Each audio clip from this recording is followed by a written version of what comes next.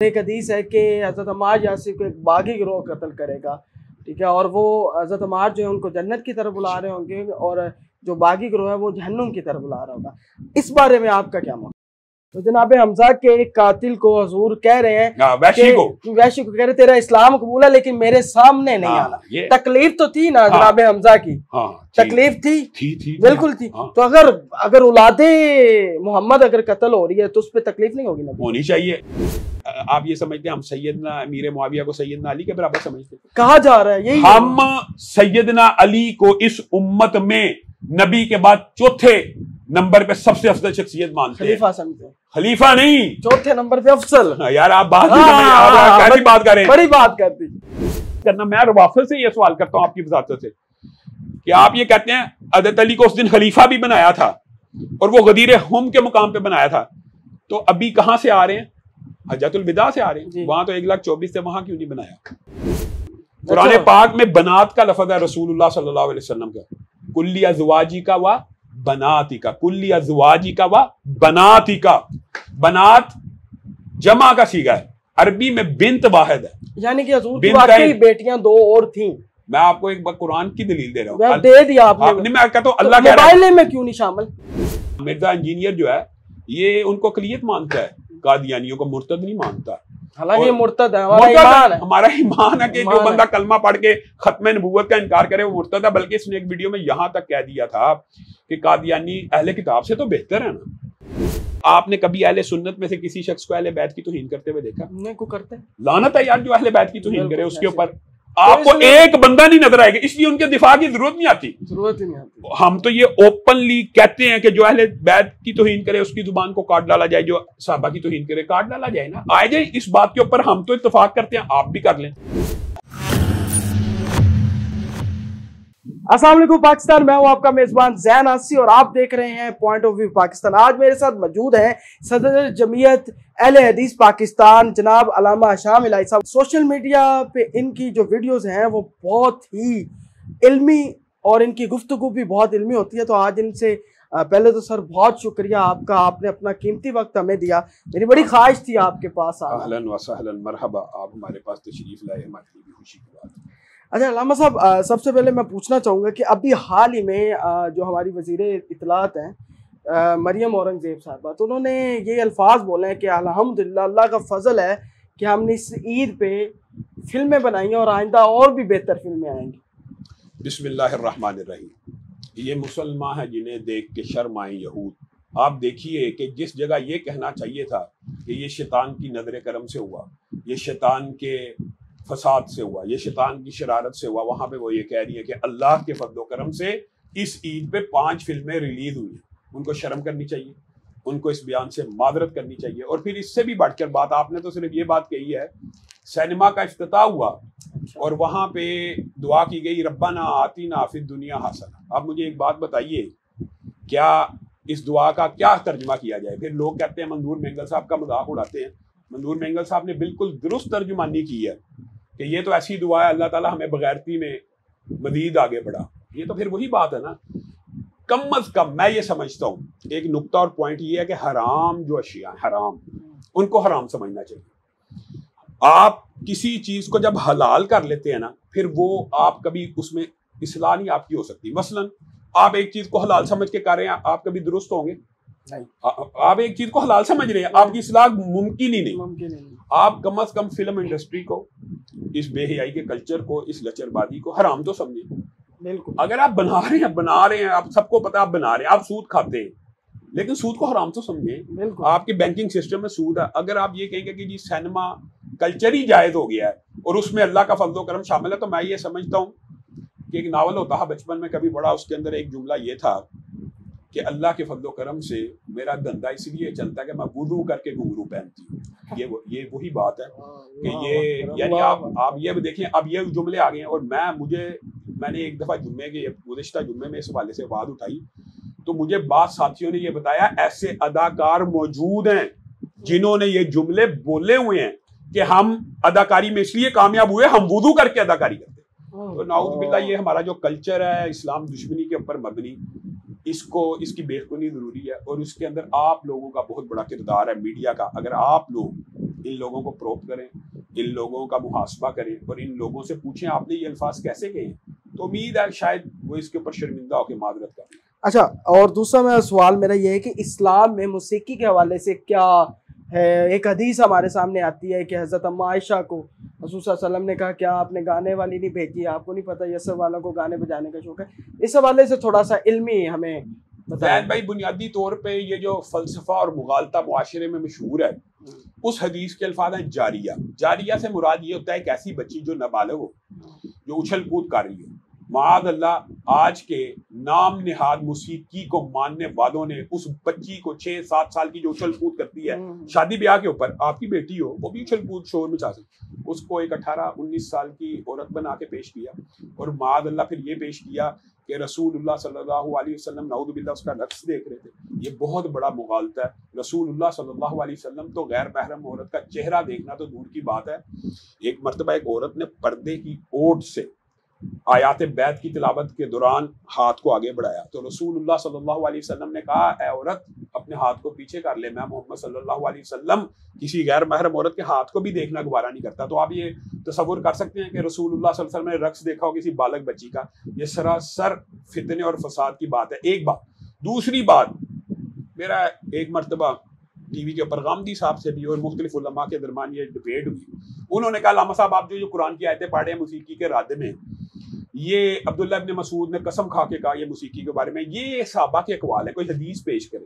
میں کہا میں حدیث پیش کروں گا وہ بھی آپ نہیں مانیں گے۔ کہا بخاری کی ہوگی تو مانیں گے۔ یہ آن دی ریکارڈ ہے، ریکارڈ ہے اس ٹائم، وہ پروگرام ریکارڈڈ۔ تو میں نے بخاری شریف سے ایک حدیث پیش کی، ان قریب میری امت میں ایسی قومیں پیدا ہوں گی جو موسیقی کو حلال کر لیں گی۔ اب زین بھائی دنیا کے کسی عالم سے آپ اپنے فہم سے چلیں بتائیں، میری امت میں ایسی قومیں پیدا ہوں گی جو موسیقی کو حلال کر لیں گی، جو شراب کو حلال کر لیں گی، جو ریشم کو حلال کر لیں گی۔ یہاں سے کیا ثابت ہوتا ہے؟ یہ حرام ہے۔ یہاں سے یہ بات ثابت نہیں ہو رہی، واضح ثابت ہو رہی ہے۔ تو پھر اس کا مطلب ہے انکار حدیث یہاں تک چلا جائے گا کہ اب بخاری شریف کا بھی انکار کر دیا جائے گا۔ یہ حدیث تو واضح ہے کہ میری امت میں موسیقی کو حلال کر دیا جائے گا، گویا حرام ہے تو حلال کیا جائے گا۔ تو یہ تو بڑی کلیئر کٹ اور آبویس بات ہے، امت مسلمہ کا اس بات کے اوپر اجماع رہا ہے۔ لیکن ایک ضمنی بات میں ضرور کہنا چاہتا ہوں، اس سے مراد یہ نہیں ہوتا کہ آپ یہ جو چڑیوں کی چہچہاہٹ ہے یا پتوں کا سرسرانا ہے یا فصلوں کا لہلہانا ہے، یہ جو آوازیں، یہ جو ساؤنڈ ہے، ان میں ریدم موجود ہے، لیکن یہ موسیقی کے اندر نہیں آتی۔ یہ جائز ہے، یہ جائز ہے۔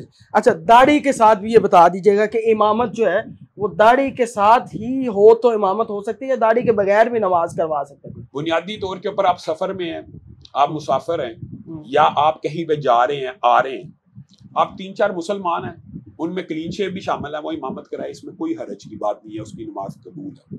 داڑھی شرط نہیں ہے نماز کے لیے، لیکن ایک متعین مسجد ہو، اس کا امام ایسے فاسق کو رکھ لینا جو ہر روز صبح اٹھ کے سنت رسول کو ذبح کرتا ہے، یہ مناسب بات نہیں۔ یہ اس کو کہتے ہیں اخلاقی پیرامیٹرز، یہ اخلاقی دائرہ کار ہے۔ لیکن پھر بھی اگر کوئی امام مسجد کلین شیو ہو، داڑھی چھوٹی ہو، تو اس کے پیچھے نماز جائز ہے، لیکن اس کو رکھنا کیا معقول اور مناسب ہے، یہ ایک اخلاقی دائرہ کار ہے۔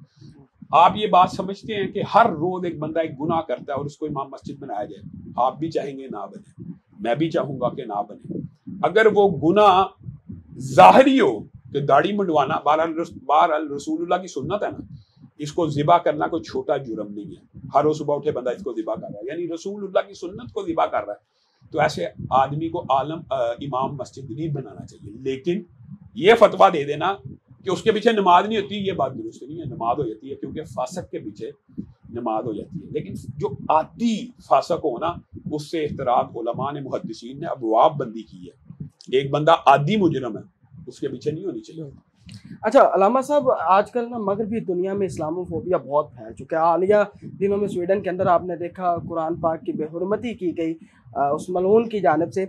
اب اور بھی بڑے جو ہمارے سیکولر اور جو ایتھیسٹ ہیں، جو کسی خدا کو نہیں مانتے، وہ ایک، اور جو اس میں فیمنسٹ بھی میں کہوں گا، جو ریڈیکل فیمنسٹ خواتین ہیں، ایک بڑا ہم پہ ایک پوائنٹ اٹھتا ہے، اور ہندوستان کے اندر بھی بڑی دفعہ اس پہ بات ہوتی ہے، اور انڈین میڈیا کے اوپر میں دیکھتا ہوں نا، بڑا رونگٹے کھڑے ہوتے ہیں۔ حضرت اما عائشہ کی عمر کے حوالے سے بڑا بڑا زیادہ نا یہ ہمارے علماء کا میرے خیال سے، کیونکہ میں اس حوالے سے اہل حدیث مکتبہ فکر کا موقف کا قائل ہوں کہ انہوں نے ایج کو صحیح ثابت کیا. اس حوالے سے تھوڑا سا ہمیں کلیئر بتا دیں کہ حضرت اماں عائشہ کی عمر کیا تھی شادی کے وقت، وہ جو ہمیں بتایا جاتا ہے کہ 6 سال تھی 9 سال تھی، اور اس پہ باقاعدہ وہ کہتے ہیں جی دیکھیں جی آپ کے نبی نے یہ کیا، ٹھیک ہے، اور خاموش کروا دیا گیا، اور ان کا نام جو ہے وہ مسجد کی میناروں سے آتا ہے. تو یہ اس طرح کے الفاظ ہمیں بڑی تکلیف دیتے ہیں. یہ تو بڑے رقیق اور بےہودہ الفاظ ہیں. یہ جو آپ نے عورت مارچ کے حوالے سے بات کیا، آپ کو پتہ ہے یہ انہوں نے ایک بار مرتبہ دو مانی یہ نعرہ بھی لگایا تھا. یہ بات آپ کی درست ہے، ویلڈ ہے، لیکن اسلامی شریعت جو ہے آسمان سے نازل ہوئی ہے، اس کے اندر میری اور آپ کی رائے کی کوئی اہمیت کوئی نہیں.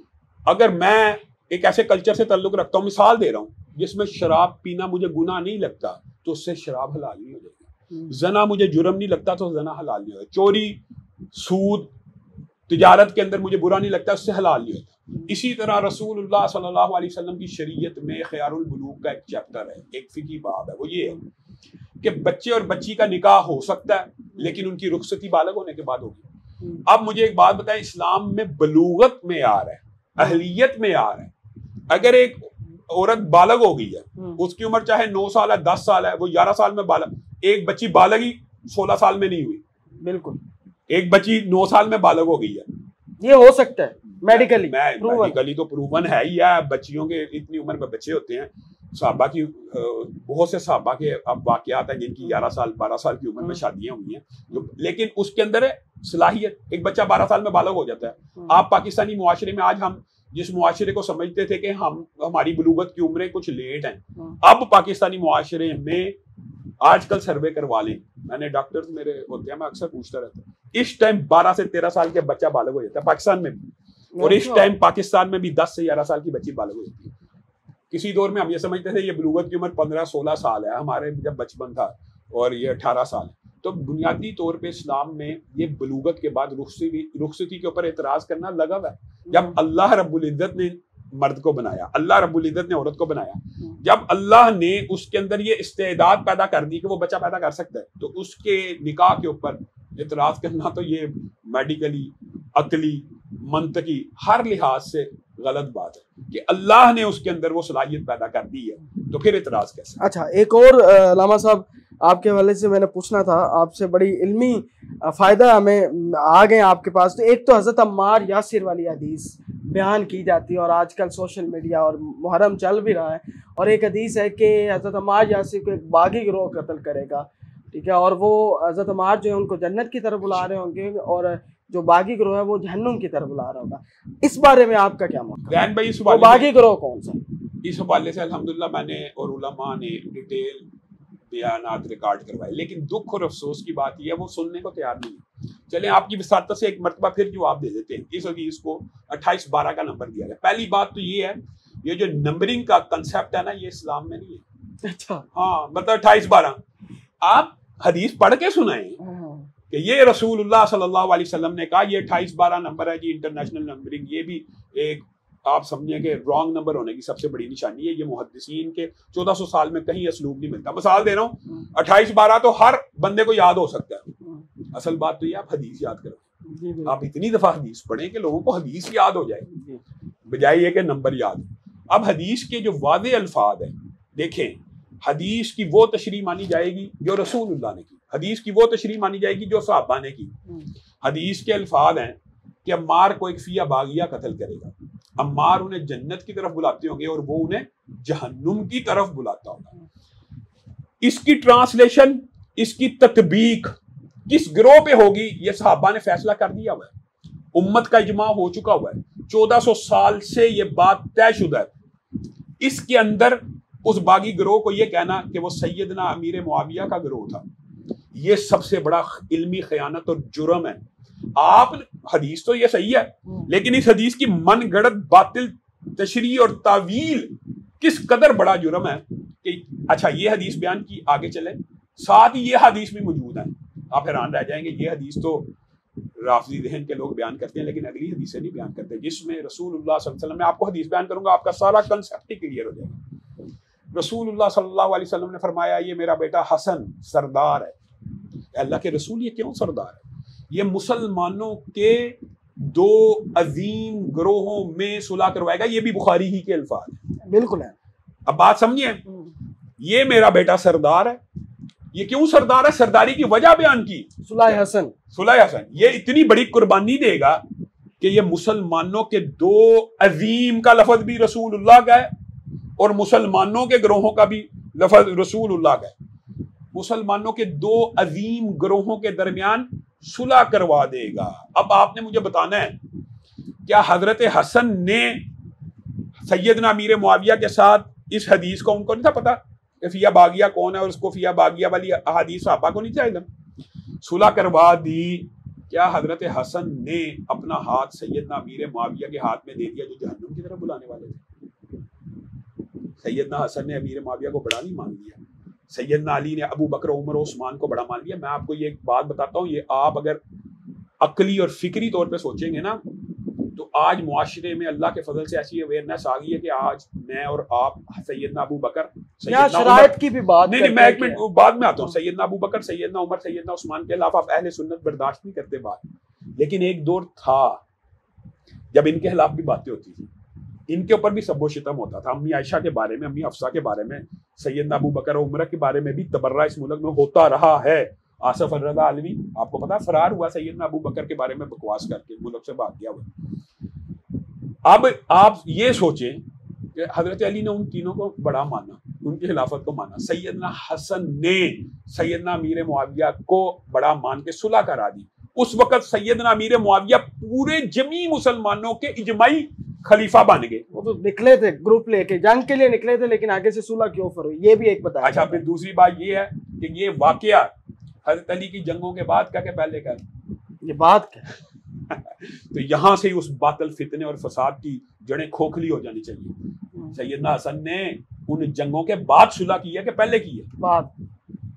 اس کے بعد بھی کوئی اعتراض باقی رہ جاتا ہے کہ سیدنا حسن نے مسلمانوں کے دو عظیم گروہوں کے درمیان صلح کروائی, اور اگر ان کا یہ مغالطہ مان لیا جائے وہ گروہ جہنم کی طرف بلانے والا سیدنا امیر معاویہ, امی عائشہ کا, طلحہ اور زبیر کا تھا. معاذ اللہ ثم معاذ اللہ. آپ کو پتہ تو وہ گروہ کون سا ہے پھر؟ ہاں, وہ جو گروہ ہے وہ اس کے بارے میں بھی اجماع امت ہے کہ جہنم کی طرف بلانے والا گروہ صحابہ کے دور میں ایک ہی پیدا ہوا, وہ گروہ تھا خارجیوں کا. اور یہ اجماع امت ہے کہ اس حدیث سے مراد خارجی ہیں. اور مار کس جنگ میں شہید ہوئے؟ یہ اب یہ دیکھیں, سیدنا طلحہ کس جنگ میں شہید ہوئے ہیں, سیدنا زبیر کس جنگ میں شہید ہوئے ہیں. ہاں, اب بات سمجھ میں آپ کو بڑی آسانی سے دیکھیں, جو بندہ کچھ آپ کو نالج ہے نا, آپ اس لیے بڑی آسانی سے اس بات کو ریڈ کریں. سیدنا طلحہ اور زبیر شہید ہوئے ہیں اشرم مبشرہ کے ساتھ. اشرم مبشرہ کے ساتھ بھی ہیں. زبیر کو کیا کہا تھا رسول اللہ نے؟ میرا حوالی ہے. بالکل. طلحہ اشرم مبشرہ میں سے ہیں. امی عائشہ کے بارے میں رسول اللہ نے کہا یہ جنت میں بھی میری بیوی ہے. جنگ جمل کا اب مجھے بات بتائیں, کیا ان کے شہادت کا ذمہ دار حضرت علی؟ اس میں مولا علی کے حوالے سے وہ بتایا جاتا ہے کہ جس نے کیا پیچھے جا کے شہید, اور حضرت علی نے کہا کہ تو جہنمی ہے, چلا جا نکل. حضرت علی کے پاس سارے مبارک لے کے آیا اور اس امید سے آیا کہ حضرت علی مجھے خوشی سے انعام دیں گے. تو سیدنا علی نے کہا تجھے جہنم کی بشارت ہو. ہاں بالکل ایسی ہے, کیونکہ میں نے رسول اللہ سے سنا ہر نبی کا ایک حوالی ہے, اور میرا حوالی ہاں وہ مولا علی کے گروپ میں تھا, لیکن اس کی فکر کیا تھی؟ خارجی تھا. اسی لیے میں خارجی دونوں طرف تھے. میں یہ خارجیوں نے سیدنا عمار کو اس لیے شہید کیا کہ وہ پروپیگنڈا کر سکے. آپ یہ دیکھیں کہ سیدنا امیر معاویہ سے صلح کیوں کی؟ جہنم کی طرف بلانے والے گروہ سے صلح ہو سکتی ہے؟ نہیں ہو سکتی.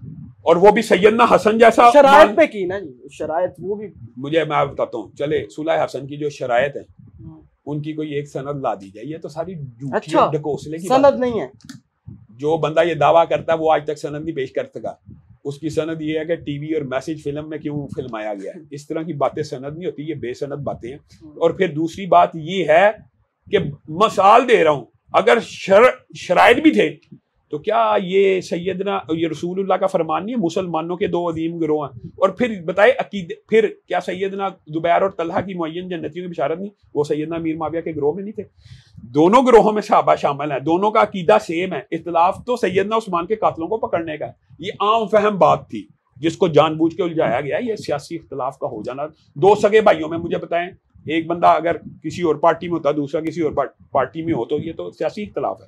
تو وہاں پہ بھی سیدنا عثمان کے قتل کے اوپر کہ ان کے جو قاتلین ہیں ان کو پکڑنے کے اوپر مسلمانوں کے 2 گروہ بن گئے, ان کا آپس میں سیاسی اختلاف ہو گیا. کیا یہ اختلاف عقیدے کا تھا؟ کیا سیدنا امیر معاویہ امی عائشہ طلحہ اور زبیر جہنم کی طرف بلانے والے تھے؟ اس سے بڑا فتنہ اور فساد کیا ہو سکتا ہے؟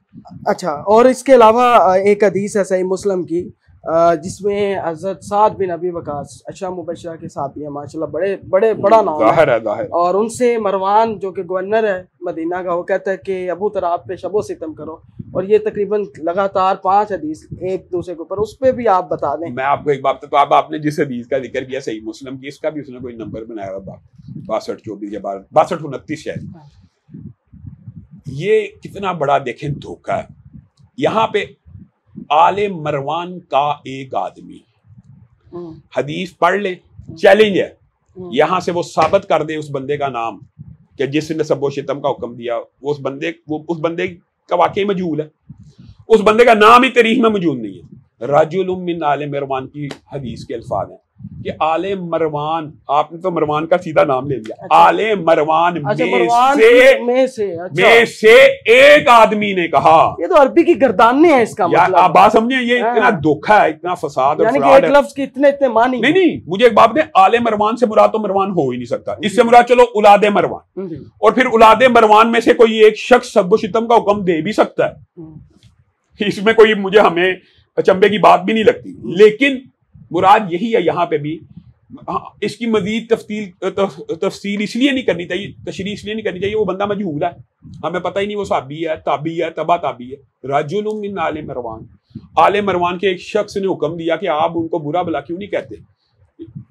اب بتائیں اس حدیث کا یہ کہاں سے ٹرانسلیشن آئی؟ اس حدیث کی ٹرانسلیشن یہ کرتے ہیں کہ مروان نے حکم دیا تھا, بنو امیہ نے حکم دیا تھا سب و شتم کرنے کا. یہ بھی جھوٹ ہے, بنو امیہ نے نہیں کیا. میں آپ کو ایک بات بتاتا ہوں, کیا بنو امیہ اگر رسول اللہ صلی اللہ علیہ وسلم کے مخالف انہوں نے پورٹرے کیا ہوا خاندان تھا, تو رسول اللہ اپنی بیٹی ایک نہیں 2 بیٹیاں بنو امیہ میں دیتے. بنو ہاشم میں تو ایک بات کر رہے ہیں, ہاں تو پھر بنو امیہ میں 2 بیٹیاں دی. اس پہ بھی بنو ہاشم میں ایک بیٹی دی. اختلاف کیا جاتا ہے کہ یہ بیٹیاں حضور کی نہیں ہیں, ایک ہی بیٹی ہے. وہ تو صرف روافظ کا ہے نا, جواب تو دینا. اہل سنت کا تو یہ اجماعی موقف ہے کہ رسول اللہ کی 4 بیٹیاں, اور یہ قرآن. میں آپ کو یہ قرآن سے بھی ثابت کر سکتا ہوں.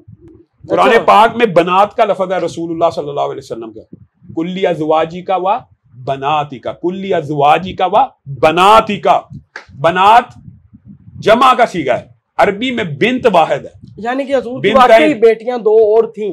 میں آپ کو ایک قرآن کی دلیل دے رہا ہوں, دے دیا آپ نے. میں کہتا ہوں اللہ کہہ رہا ہے موبائل میں کیوں نہیں شامل, کلی ازواجی کا و بناتی کا و نسائی کا. اب مجھے بتائیں, بنات تو کم از کم 3 کے اوپر دلالت کرتا ہے, کم از کم 3 کے اوپر. بالکل تیز اب آ جاتا ہے تو نہیں, وہ جمع ہے, جمع عربی میں واحد اور تسنیہ کے لیے الگ سیگا اور جمع کے لیے. تو اس دلیل کو تو رافضی بھی نہیں ریجیکٹ کرتے, اور ان کے اندر جو ایک خاص گروہ ہے جو 4 بیٹیوں کا قائل ہوا ہے, وہ قرآن پاک کی اسی دلیل سے ہوا ہے کہ قرآن پاک میں اللہ تعالیٰ نے بیٹیاں جمع کا ذکر کر دی ہے.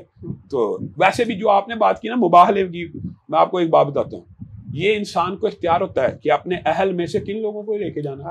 یہ تو آپ اپنے میرے چھوٹے بھائی کو فیوریٹ سمجھتے ہیں. نہیں, فیوریٹ نہ بھی سمجھیں.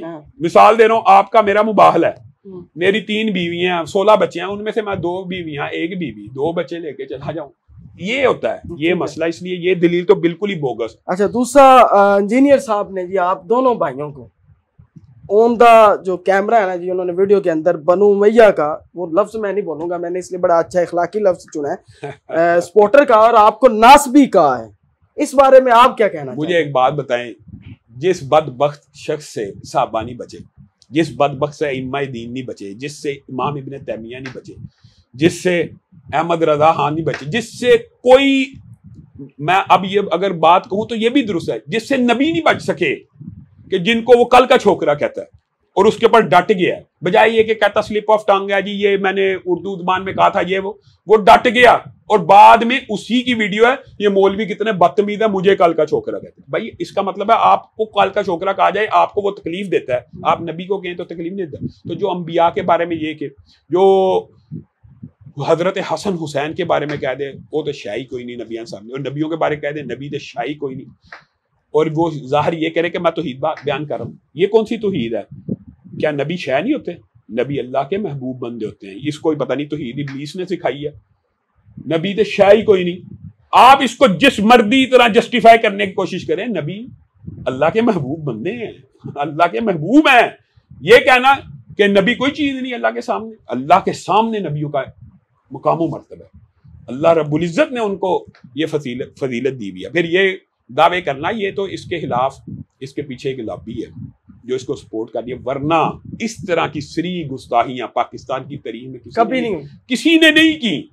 اور اہل سنت کا چوگا اوڑھ کے یہ اپنے آپ کو ایک سیف پیسیج دینے کی، اور ایک خاص یہ دو لابیوں کا نمائندہ بنیادی طور پہ، ایک رافضی فکر کی خاص لابی کا حصہ ہے جس کی اس کو پوری کی پوری سپورٹ حاصل ہے. دوسرا یہ قادیانی فکر کی ایک لابی کا حصہ ہے. تو بڑا دعویٰ کر رہا ہے قادیانی والا. آپ نہیں، یہ تو اجماعی اب دعویٰ ہو چکا. آپ کسی بھی اہل سنت کے مکتبہ فکر سے، کیونکہ اس نے قادیانیوں کے بارے میں بھی بڑی زیادہ سہولت کاری، اور اس کی بہت سی ویڈیوز اس بات کے اوپر دلالت کرتی ہیں کہ میں ان کو بھی بڑے مارجن دوں گا. وہ تو آپ کے رسول کو مانتے ہیں، اہل کتاب سے تو بہتر ہوئے معاذ اللہ.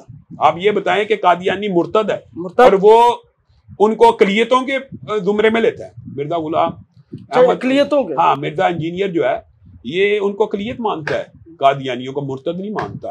حالانکہ مرتد ہے، ہمارا ایمان ہے کہ جو بندہ کلمہ پڑھ کے ختم نبوت کا انکار کرے وہ مرتد ہے. بلکہ اس نے ایک ویڈیو میں یہاں تک کہہ دیا تھا کہ قادیانی اہل کتاب سے تو بہتر ہے نا، یعنی اہل کتاب سے بدتر ہیں. اہل کتاب میں تو شادیاں جائز ہیں، اہل کتاب کے ساتھ تو معاملات اور تعامل کا حکم ہے. مرتد کے لیے تو تلوار ہے، مرتد کے لیے تو قلعہ کم ہے. اور اسلامی ریاستوں ان کے لیے کم از کم سزا جلا وطنی ہے. ان کو اقلیتوں کے حقوق کب ملیں گے یہ بھی یاد رکھیے. بات آئی ہے ضمنی طور پہ، کسی بھی کافر کو اقلیت کے حقوق تب ملتے ہیں جب وہ اپنے آپ کو الگ مذہب یا الگ دین شو کرے. ایک بندہ، ایک مثال دے رہا، ایک پیپسی کی بوتل ہے، اس کی کاپی بنا کے پاکستان میں کوئی پیپسی بیچے گا، اس کے خلاف پرچہ ہونا چاہیے کہ نہیں؟ کوکو کولا کی. بالکل. اب یہ جو غیر مسلم اپنے آپ کو جب تک کہیں گے نا ہم مسلمان ہیں، یہ مرتد رہیں گے. یہ اپنے آپ کو الگ دین، الگ مذہب کا پیروکار بنا لیں جیسے سکھوں نے کیا، جیسے دیگر مذاہب، تو اب بھی ان کو اقلیتوں کے حقوق مل سکتے ہیں. لیکن یہ جب کہیں گے نہیں ہم ہیں بھی مسلمان، تو پھر تو اب مرتد ہے. یہ بنیادی اختلاف ہے جس کی عقل میں اتنا سا بھی نہیں آتا. اور دوسری بات یہ ہے کہ یہ چاہے گالیاں نکالتا رہے، ہمیں لوگ ویڈیوز بھیجتے رہتے ہیں، تو اس کے خلاف آپ کو پتا پرچے بھی کروائے، لیکن اس کے پیچھے ایک مضبوط لابی ہے. اور ہم انشاءاللہ کوشش کر رہے ہیں کہ اس لابی کو قائل کیا جائے کہ اس کی سپورٹ بند کر دی جائے. جواب آ رہے ہوتے ہیں آپ کے. میں آپ کو ایک بات بتاتا ہوں، ہم اس لابی کے ساتھ بھی انٹریکشن میں ہیں کہ آپ اس کو اتنا سپورٹ نہ کریں، اس کو گرفتاری کریں. پیر افضل قادری نے جو ساری کمپین چلائی، ہم ان کے ہمراہ ہیں، ان کے ساتھ ہیں. پہلی دفعہ ہوا ہے کہ اہل حدیث اور بریلوی دیوبندی مطلب میں نے آپ کی طرف سے خادم رضوی صاحب کے حوالے سے بڑے اچھے الفاظ ممبروں پہ بیٹھ کے بات بتائیں، جو پہلے کبھی نہیں ہوا. بریلویوں کے حوالے سے اہل حدیثوں کا ہمیشہ وہ ایک رہتا ہے. چلو دیوبندیوں کا یہ اصل میں نا یہ بھی ایک مسکنسپشن ہے. اللہ کے فضل و کرم سے اہل حدیث دیوبندی اور بریلویوں نے 1977 میں بھی 71-72 میں بھی مشترکہ تحریکیں چلائی ہیں. لیکن چونکہ وہ عرصہ پرانا تھا، نوجوانوں کو نہیں پتا، اکٹھے مال روڈ پہ شہادتیں دی، اکٹھے ختم نبوت کے لیے طریقے نظام مصطفیٰ اکٹھے شہادتیں دی. اس کا مطلب یہ ہے کہ یہ ایک جھوٹ، یہ وہ بھی اسی نے گڑا ہوا ہے کہ کبھی نہیں ہوا. یہ ہم دفاع صحابہ میں، دفاع ختم نبوت میں، دفاع قرآن اور حرمت رسول میں ہمارے تینوں مسالک میں کوئی اختلاف نہیں. دفاع اہل بیت میں وہ اچھا اہل بیت کا میں اس لیے چلیں سکپ ہو گیا کہ آپ نے کبھی اہل سنت میں سے کسی شخص کو اہل بیت کی توہین کرتے ہوئے دیکھا؟ نہیں کو کرتے. لعنت ہے یار جو اہل بیت کی توہین کرے. اس کے اوپر آپ کو ایک بندہ نہیں نظر آئے گا، اس لیے ان کے دفاع کی ضرورت نہیں آتی.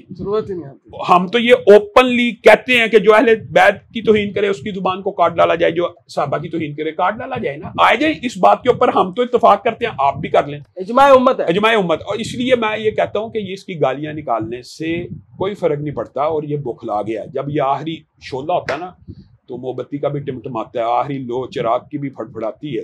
یہ اس کی اب جاتی بہاریں ہیں، اور انشاءاللہ اس کے اوپر بڑا سخت ہاتھ پڑنے والا ہے. یہ میں آپ کو بتاتا ہوں، چند جو افسران ہوتے ہیں نا وہ ہمیشہ کے لیے نہیں ہوتے. جیسے خدا بخش قادیانی نے اس کو سپورٹ کیا، اس کے علاوہ 5000 درخواستیں تھیں. اس نے بہت قادیانی تھا، ڈائریکٹر ایف آئی اے لگ گیا، اس کی فیور ہوگی. آج کل 1-2 افسر ہیں جو اس سیٹ کے اوپر ہیں کہ جو اس کی فیور کر رہے ہیں. جیسے ہی وہ آگے پیچھے ہوں گے اس کے علاوہ مقدمے بھی ہوں گے اس کے اوپر، تو رسالت کا پیر افضل قادری کا پرچہ بھی ہوگا، 295 سی بھی لگے گی۔ اچھا علامہ صاحب، حضرت علی کے حوالے سے ایک حدیث ہے کہ علی سے وہی محبت کرے گا مومن ہوگا، اور وہی بغض کرے گا جو منافق ہوگا، یہ آپ مانتے ہیں؟ بالکل صحیح ہے۔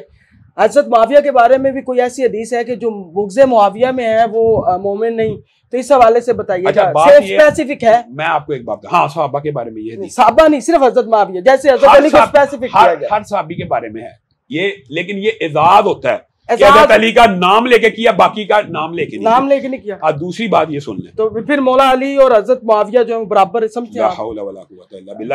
جو میں آپ کو ایک بات، یہ دیکھ لیں علامہ صاحب کا، میں آپ کو ایک بات بتاتا ہوں، یہی جہالت ہے جو معاشرے میں عام ہے کہ آپ یہ سمجھتے ہیں ہم سیدنا امیر معاویہ کو سیدنا علی کے برابر سمجھتے ہیں۔ کہا جا رہا ہے یہی، ہم سیدنا علی کو اس امت میں نبی کے بعد چوتھے نمبر پہ سب سے افضل شخصیت مانتے ہیں، خلیفہ سمجھتے ہیں، خلیفہ نہیں، چوتھے نمبر پہ افضل۔ یار آپ بات کیسی بات کریں، بڑی بات کرتی۔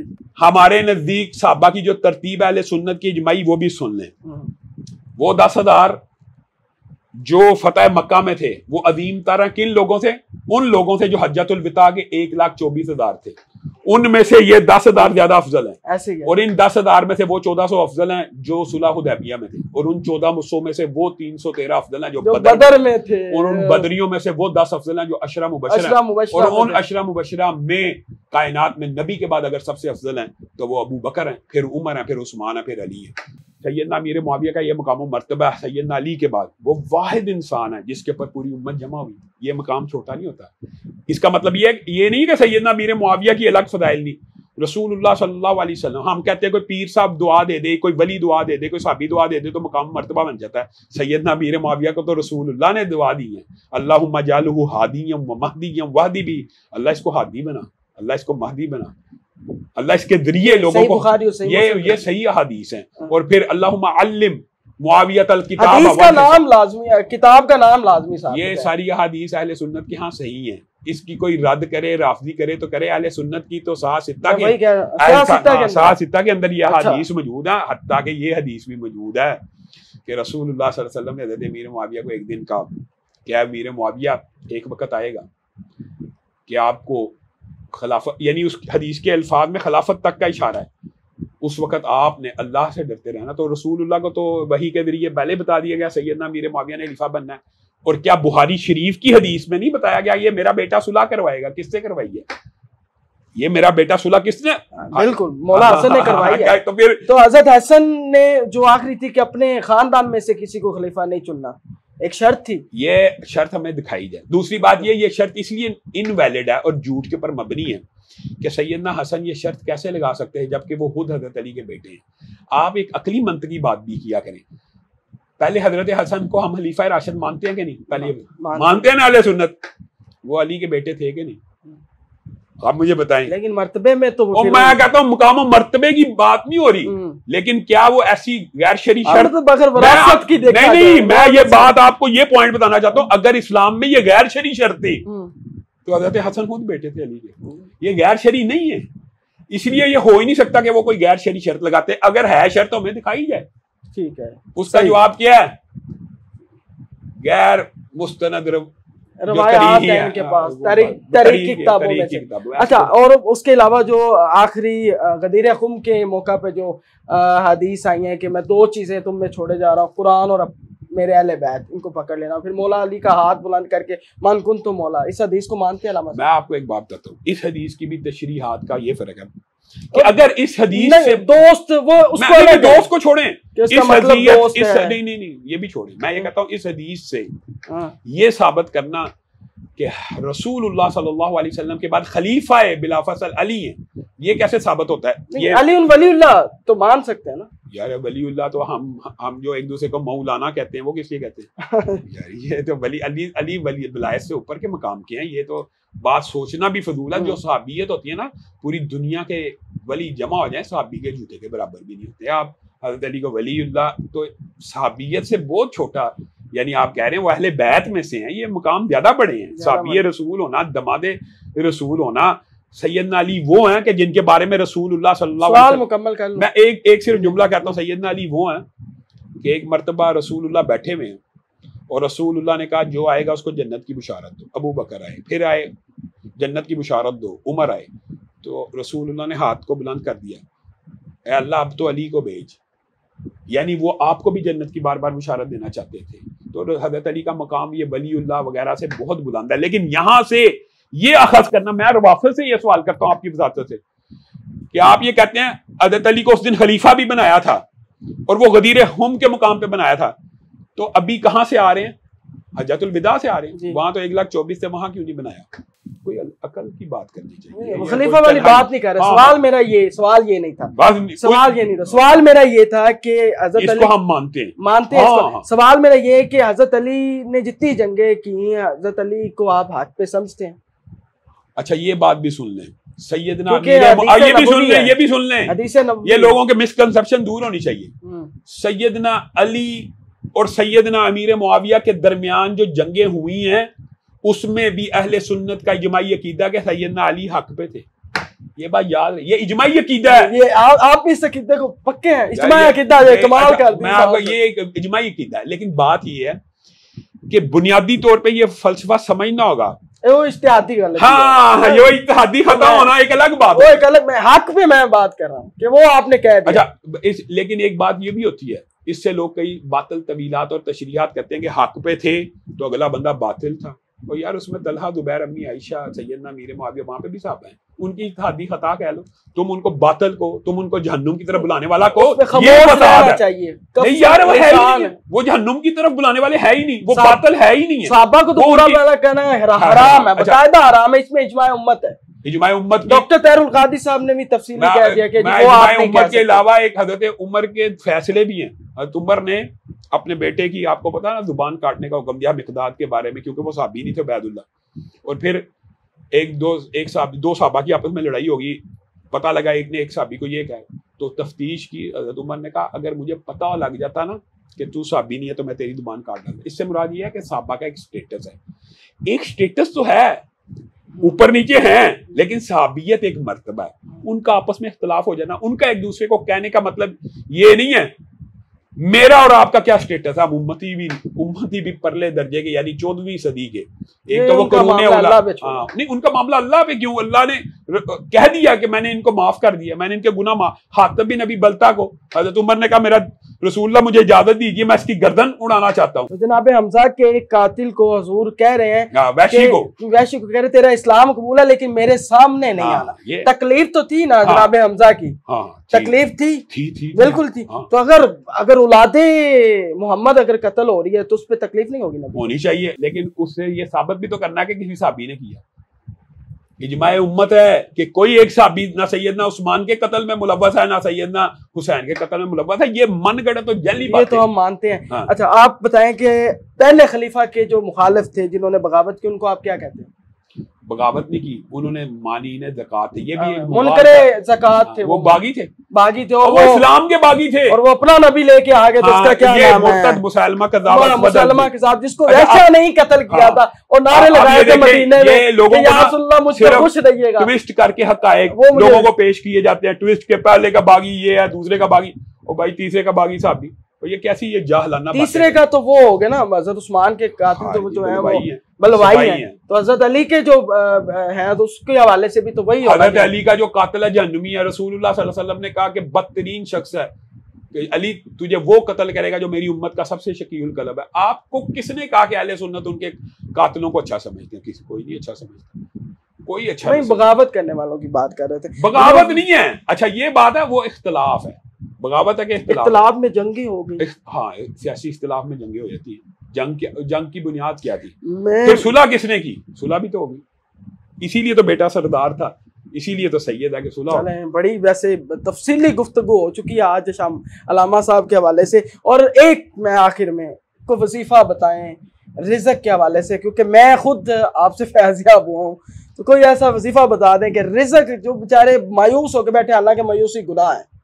میں اس حوالے سے رزق کی بندش ہو یا انسان یہ سمجھتا ہوں میرے پہ طویل ہو گیا ہے, میں بڑی مشکلات کا شکار ہوں, ایک بڑا آسان وظیفہ ہے جس کے اندر 5 چیزیں شامل ہیں: سبحان اللہ والحمد للہ ولا الہ الا اللہ واللہ اکبر ولا حول ولا قوت الا باللہ، اور اس کے ساتھ استغفر اللہ کی تسبیح پڑھے تو رزق حلال فراخ ملے گا، بے شمار ملے گا، مصیبتیں بھی ختم ہوں گی، غم بھی دور ہوں گے، پریشانیاں بھی دور ہوں گے. لیکن اس کے ساتھ رسول اللہ صلی اللہ علیہ وسلم کے اوپر درود بھیجنا کبھی مت بھولیے.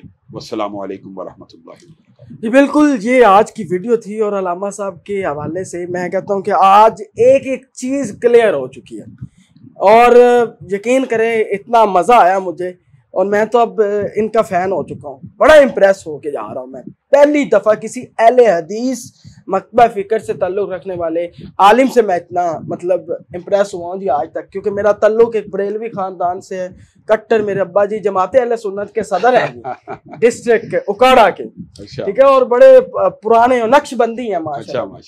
تو وہ اس لیے میں پہلی دفعہ آپ اتنا امپریس ہو کے آپ سے اس لیے جا رہا ہوں کیونکہ ایسا بندہ ملا ہی نہیں آپ کے بعد. اور آج بالکل اتنی خوبصورت ویڈیو کے بعد کہ بڑے لوگ جو ہیں وہ کلیئر ہو جائیں گے. اور اس ویڈیو کو زیادہ سے زیادہ شیئر کیجیے گا. اپنے میزبان زیان آصف کی اجازت ہے. اللہ حافظ.